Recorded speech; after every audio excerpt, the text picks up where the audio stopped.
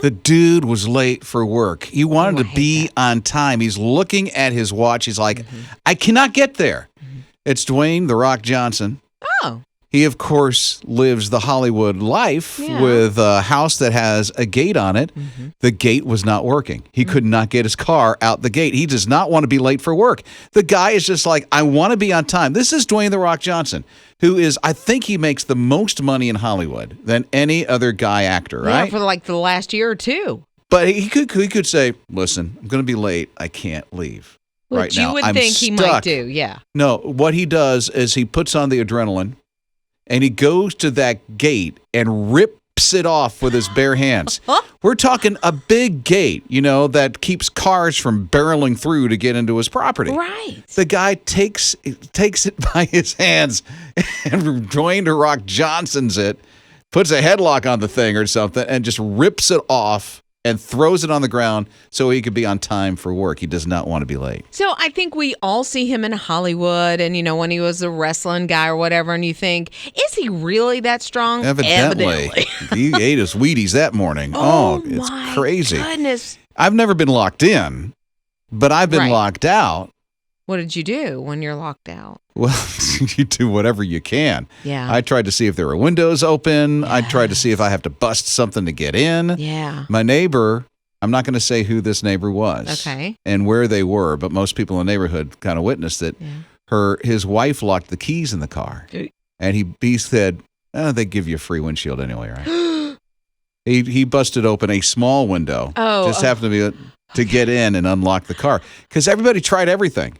Everybody all of a sudden was a master of opening up a car. Oh, sure. Because the keys were locked inside. Somebody get me a hanger. There was hangers, there was jimmies, there was anything you can think of, and nobody could unlock this. And he finally just said, forget this, and went on in there. I thought you were going to say he did the windshield. I broke, I had a little Chevy Chevette. And it had that little triangle window, in the back. I know exactly what you're talking about. And a friend of mine and I were on our way to an event, and I locked my keys in the car, and I really wanted to be there, and so I did that.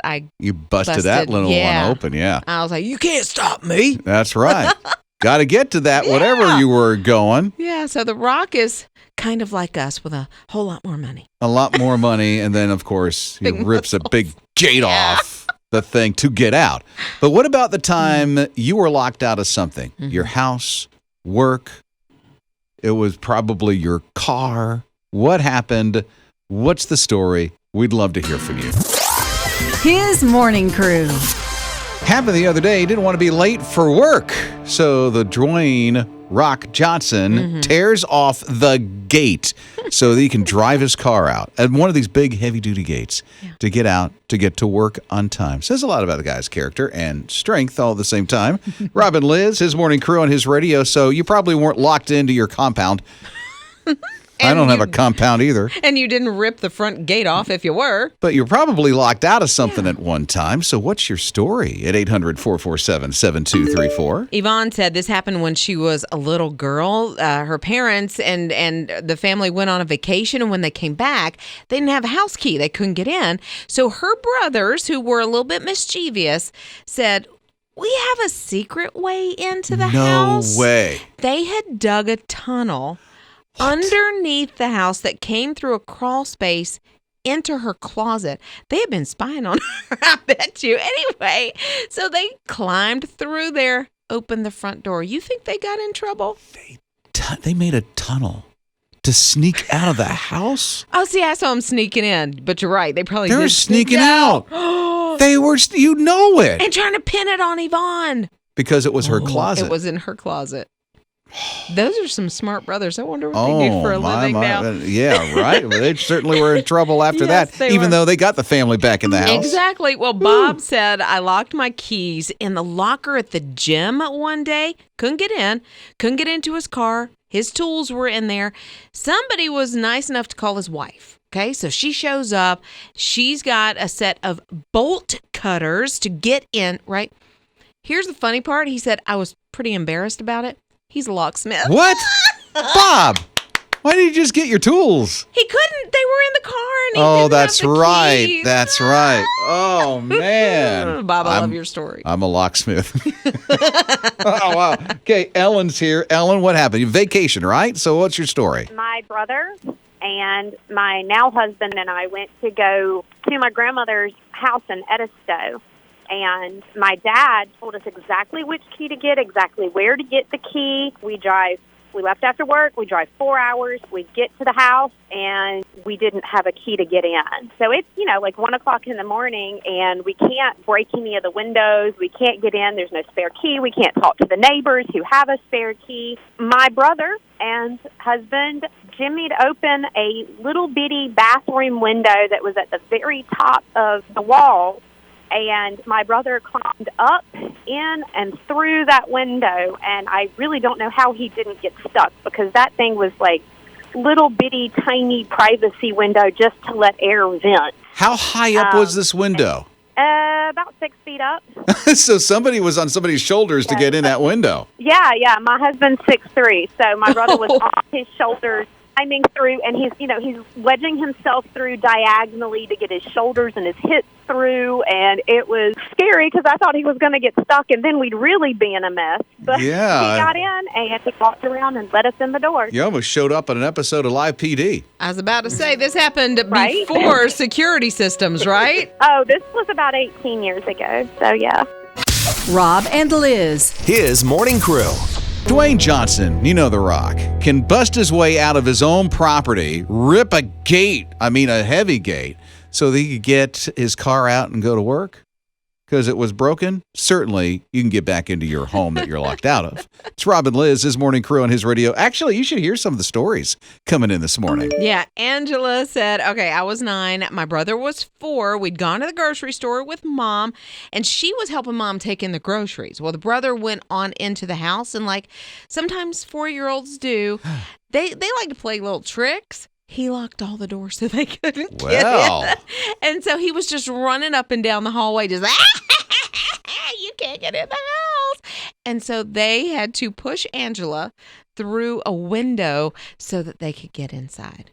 Mom was not happy. Mm-hmm. I can imagine. Brother, he was 4, so he was probably in timeout for a while. Oh, I'm sure, but I can just see her walking in. That is not funny. I know, right? 800-447-7234. Pat's here. What happened to you, Pat? I had a German Shepherd. His name was Hans, and he and I were watching a friend from church, a real deal friend of church, their house while they were out of town. Hans and I were there one night, and I had decided I was just going to order a pizza. It was pouring down rain. We're here in Charlotte. It was pouring down rain, and he needed to go out, but he didn't want to go out in the rain unless I went out with him. So I stepped out the back door onto their deck and stood under the awning or the overhang so he could go out in the yard and do his potty thing. When he comes back, I turn to go back in, and oh, my heavens, the door is locked. I forgot that it locks when you pull it to unless you turn the little knobby thing. And it's pouring outside. Pouring out, raining, cats and dogs. I stepped in a poodle. Then I remembered our pastor lived next door. Go up to the front door, ring the doorbell, and I hear Joy come down the stairs, and she goes, Pat, what's wrong? And I said, we're locked out of Norma's house. We're standing there in their foyer, dripping wet. And I remember, oh, my gosh, I ordered a pizza. I went back over there in the storm, got the pizza and my Diet Coke, and started walking back down the street so I can get Hans. And it hit me, the hilarity of the situation, because here I am, holding a pizza, walking down the street, carrying my Diet Coke, pouring rain, soaking wet, and just laughing as hard as I could laugh. It was the best time. I laughed so hard. Totally wet, pizza, Yes, dog, everything. Oh, that's so great. Rob and Liz. His morning crew. You can see them from a satellite. It's Rob and Liz, his morning crew on his radio. This scares me, honestly. Why does this scare you? I don't like them. They're innocent creatures. I don't They're like them. beautiful when they fly. Are they? And you can see them on satellite imagery, like on radar kind of stuff. Yeah, it's bats. There's a massive bat colony. How many makes up a colony? At least 3. I would think. If you can see them on a satellite, probably a few more than 3, but they found them. It's like a giant cloud over Phoenix and Mesa, Arizona. Yeah, so if you look like on NOAA Weather Radio or stuff like that and see the satellite imagery over the Phoenix, Arizona area and Scottsdale and stuff, there are so many bats. They look like a big cloud in the sky. Yeah, they thought it was rain. And there wasn't a first. drop in the sky No. except for a lot of flying bats all over the place. Think about that for a minute. That doesn't bother you just a tick? No, not at all. We have bats in our neighborhood, obviously in our backyard, but I don't like to be out. Really? I think they're spectacular creatures, especially when you're out at night. Yeah. You know, right when dusk hits and you're sitting out on, and then you see them start to fly by. It's like, oh, the bats are out. They're flying through, getting insects and stuff like that, making sure you're not going to get eaten up. That was just nice. I know that they offer us a lot of good things. They have a lot of good, things about them, but they eat. Evidently, this colony can eat 250 million bugs. 250 tons of bugs. That's what it is. Every night. So Phoenix and Scottsdale has a lot of bugs that these bats need to take care of. Right. And I get it. I mean, that's a good quality about these bats. You should like the bat. Bats are out. Mom's going in. She's inside, away from there. But check it out. Phoenix and Scottsdale, Arizona. Yeah. You look at satellite imagery, especially at dusk, you see the bats like they're a huge cloud in the sky. Rob and Liz. His morning crew.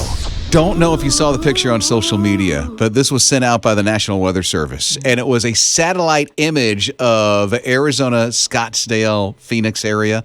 And it looked like there was this big cloud. The only thing is, there was no rain. It was bats. That many bats. It was Mexican free-tailed bats that were migrating back to Mexico from their summer home because it's going to be just a little cool here. So they're over Arizona. Huge. You should see it. Oh, it's wild. And you say their summer home. I just see them kicking back at the pool. They're just sipping their tea. A little moth to eat for, a little snacky snack. Yo, Drac. Yeah, Carol said, you were talking about those bats. Do you remember the movie called The Birds? Oh, that was a Alfred Hitchcock movie, I believe. I don't watch scary movies at all. So yes, I'm familiar with it, but I've never seen it. Lady in a phone booth. That's all I need Sigel's to know. coming. Yeah, that's all you need to know. Nope, all I'm you good. need to know. I'm out. Okay, it looks like Bridget is here at 800-447-7234. Something about bats, Bridget? What's going on? Oh, my gosh. Hey, I'm in line at Chick-fil-A, so if you hear me get up food in just a second, that's it. That's great. I want a large lemonade. Yeah, I'm thinking of, one of those chicken biscuits with the cheese and stuff on it. Yeah, that would sound great. Okay, hang on just a second. I'm here at the window. Hang on just a second. Morning, Miss Fuller. Good evening, ma'am. Okay, thank you. Have a great day. Did they say it's my pleasure? They did. Okay, Oh, because I good. didn't hear it and my heart sank. Yeah, it was a young girl. She's kind of quiet. Yeah, Okay. she said it. The Okay, day good. has been saved. Oh, okay. Yes, Back to the bats. absolutely. Okay, so my husband and I have been married for 7 years, and during those 7 years, we've had a total of 3 bats. The first time is when my nieces spent the night with us, and we had, put them to bed, and then I heard, Bridget, like a creepy little whisper, and I was like, okay. So I got up and checked on them. She's like, there's something in my room. I was like, I'm sure it's a moth. That's my first thing. No, it was a bat, and we're up on the 2nd floor of our house. The girls come running in our bedroom. The bat comes flying towards our head, so I'm the first one. So I duck and just head downstairs and just leave everybody to fend for themselves, which is not very nice, but, I was terrified. So we make it downstairs. Me and my nieces lock ourselves in the bathroom, and my husband's outside the door like, are you not going to help me? And it just crushed me. I was like, we're newly married. We're in this together. It's a partnership. So I had to get out, and we finally were able to get it in the corner of our ceiling, which we have vaulted ceilings, so they're not low. So it was quite a challenge to get him. How are they getting into the house? We have no clue. It's an older house that his dad had built years ago, and we had, sealed up every hole that we could find, and they were still managing to get in. So we've caught every crease and crevice in our house. Fireplace? Yes, we've even tried looking there. We do have a fireplace. They have their ways, these bats. They do, and it's scary. Bats never bothered me until they got in my house, and now I'm terrified of them. Mornings with Rob and Liz. So Tanya hears Bridget talking about bats in her house. Yeah. And so Tanya has her own story at 800-447-7234. What in the world happened, Tanya? I'm sitting in the den one day and I hear these little chirps. That's what it sounded like. And I told my husband, and he's like, I don't hear him. I don't know what you're talking about. Then one day he did, and we were standing outside, and it was just about dusk when they come out, and they're looking for food, and all of a sudden these were flying out of the chimney. And Ron says, honey, those aren't birds. They're bats. Ooh. Rob and Liz. His morning crew. Lindsay is a very cool, or I should call her Mrs. Earl. She's a very cool fourth grade teacher. She knew that when the kids went back to school, they were in the middle of the pandemic. They were going to have to wear the masks. And she said, how can I make this better? So I guess she sat down with a couple of people and said, let's build an outside classroom. Okay. And they did this. Okay, so they put together this structure for the 13 kids that were going to be in her class because she knew the research says that the COVID-19 doesn't really spread as well in the outside. So if we can get the kids outside, they still have to wear their masks, then we're going to double up on the safety thing. So what she did is she put together, like with the walls, it's almost like, it looks like an octagon? Octagon, maybe? yeah. It's almost like a gaga ball pit, but just bigger walls. Right. And then it's got the tent on top. And so, if it does, if there's bad weather, if there's rain coming in, that they're protected from that. And they built the desks so that they could learn in the outside and be social distanced. Good for her. I think it's very cool. Even got some of the other teachers and got some of the students involved to help build it.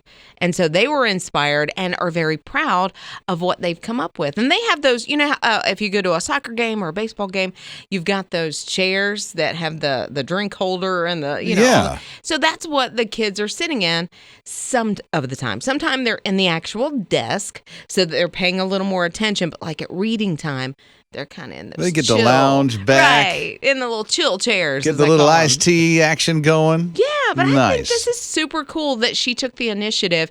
And not all teachers can do this. There's not enough space or whatever. But Well, and a lot of supplies, too, because you got to Exactly. build that structure. yeah, and have people to help you do it. But she was able to find the resources, and she took the initiative Good for to do her it. for doing that. And now that fall has hit and the cooler temperatures are here, Yeah. it's going to be pleasant to be outside. Yeah, it will. And I just, it'll inspire the kids to, learn more possibly.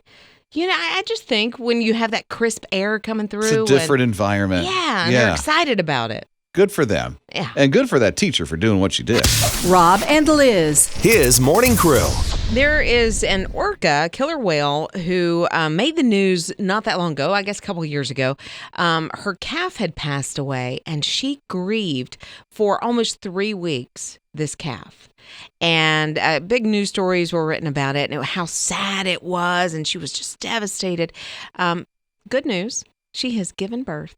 And they think she gave birth maybe earlier this month, like around, they've assigned it a birthday because obviously they don't know exactly, but they've assigned the birthday as September 4th. Yeah. She's so happy. Like the little family has been spotted all swimming together. It's just the sweetest story. It is because of how sad that was. I Oh. mean, she carried her calf around for weeks. She did. Mourning the loss of that calf. You could tell there was emotion there Right. in that orca whale. But now she's got her young one now and Yeah.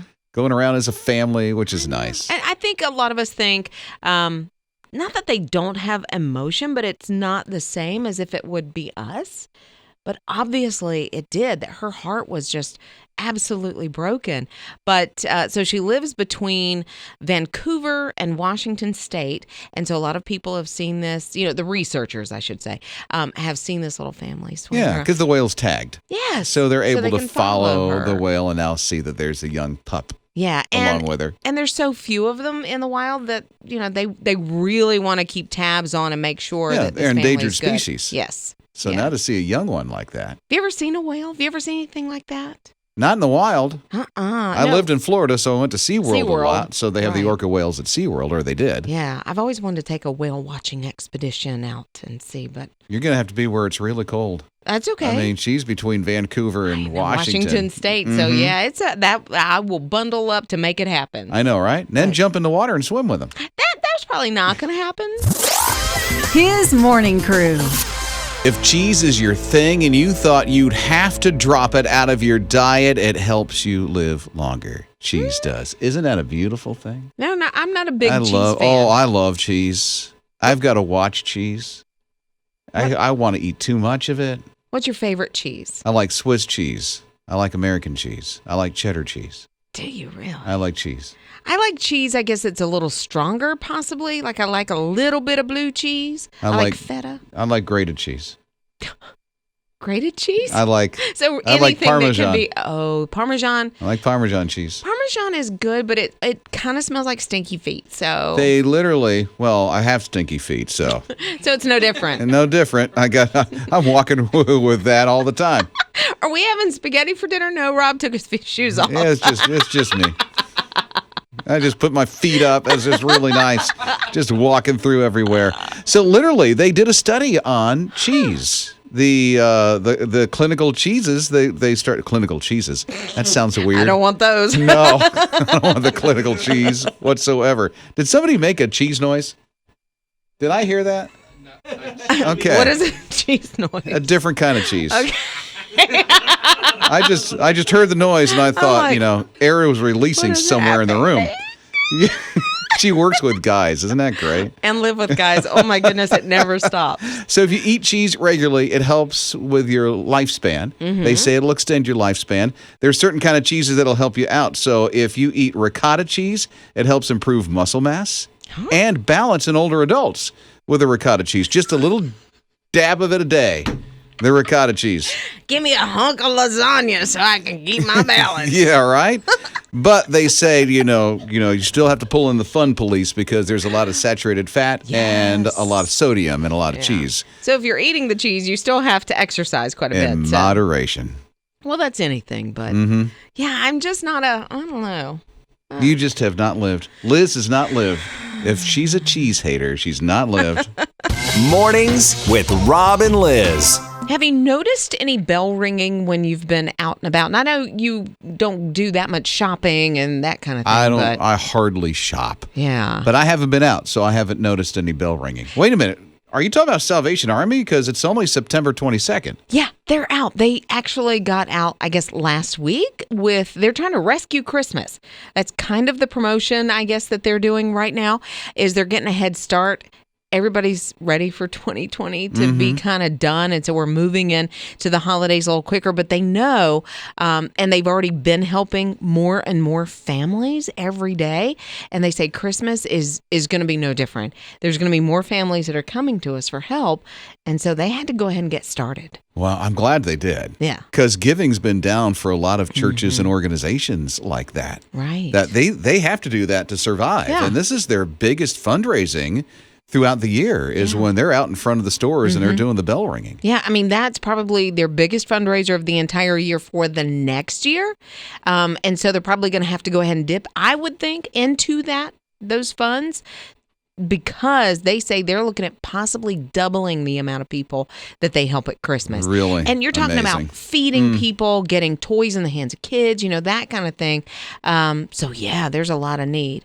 So the bell ringers are out there already. Praying for the Salvation Army. They help a lot of people. Yeah. So many people. I hope it's very successful for them. I do too, but you don't have to look for the bell ringers, as a matter of fact. You can go online to the Salvation Army and give that way as well. So here's one thing.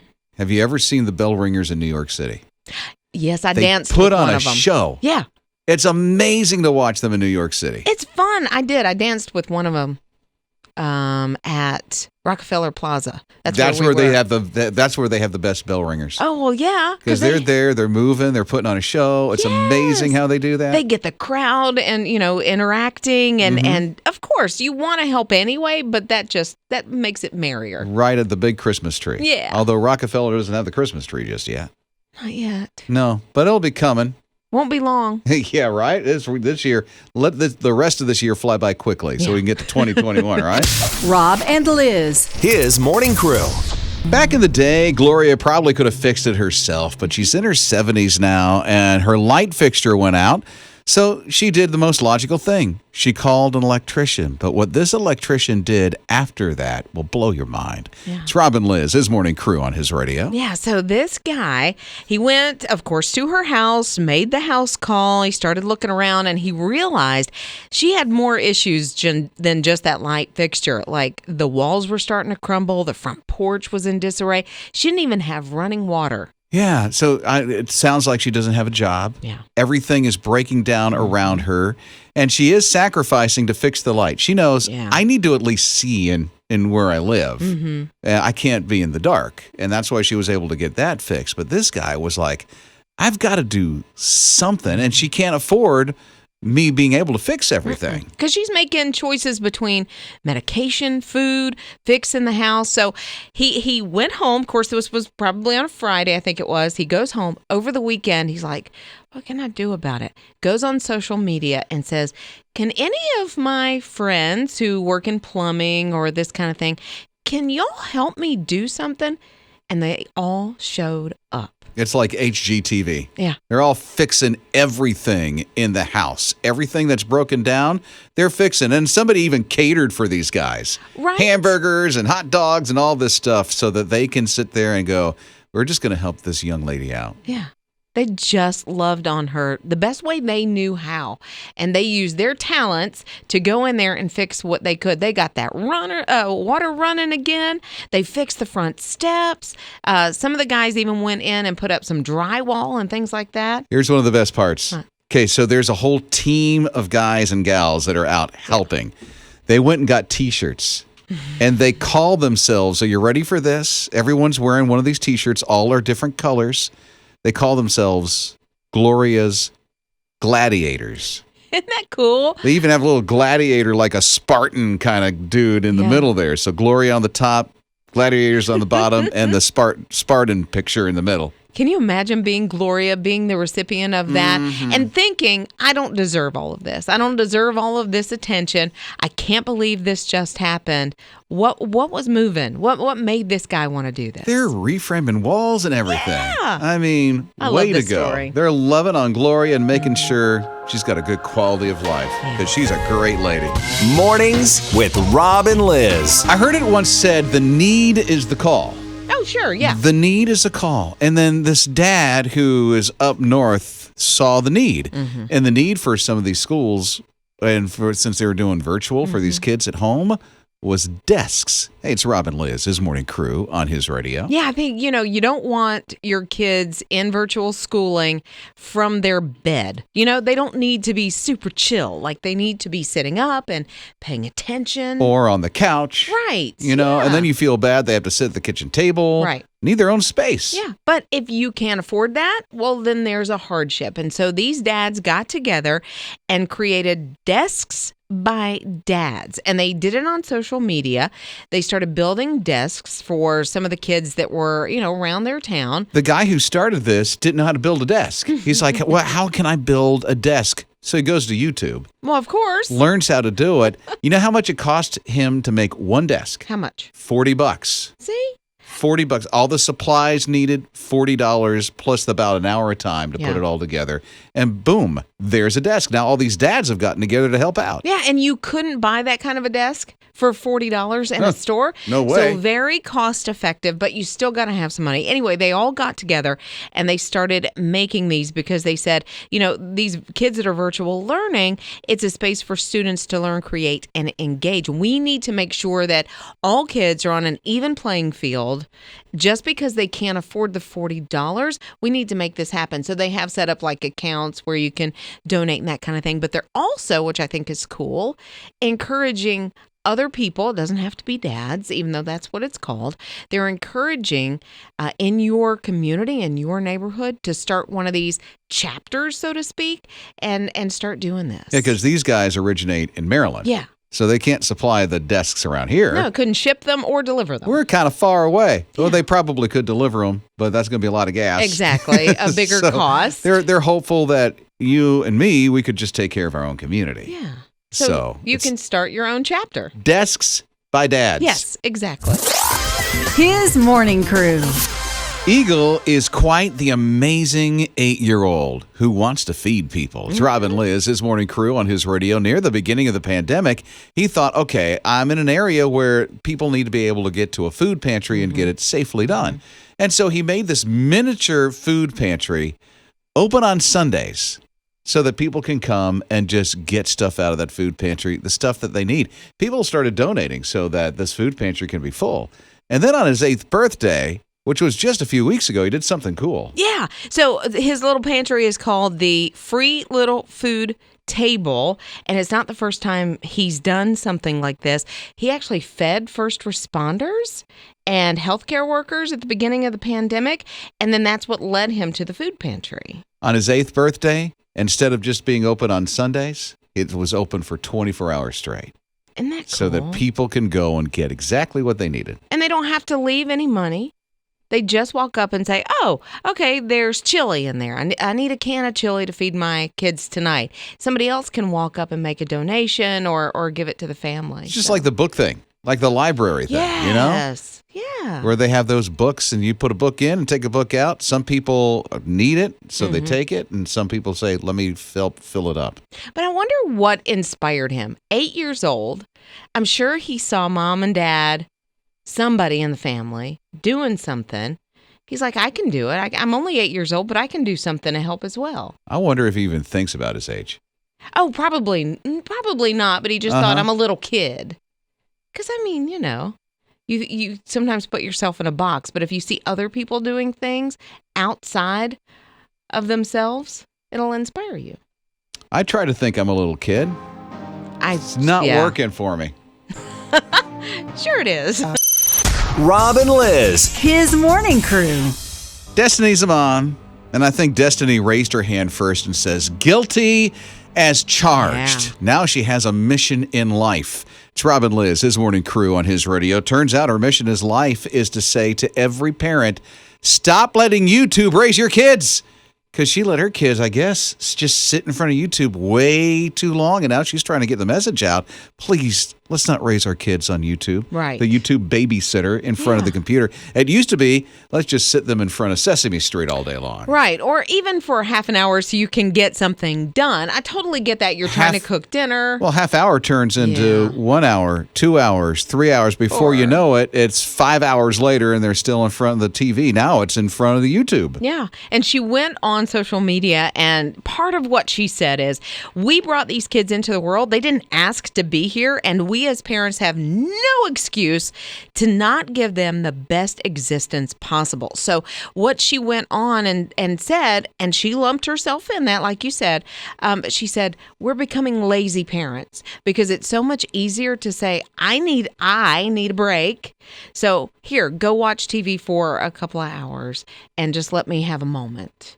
And we can't do that. Well, she has a time restriction now. So it's not all day long. Right. Like get up at 9 and then by 7 p.m., they're still on that silly thing. Yeah. So she has a small little window that she'll let her kids at least have a little bit of time on it because they enjoy it, but not to be the babysitter. No, and we have to let our kids have a lot of screen time, especially this year because they're learning virtually. So they're in front of a computer, then they're on their smart devices like their phone or their iPad or whatever. And then if you say, hey, I've got to get the laundry done, or I just can't deal with you right now, go watch YouTube. Oh my goodness.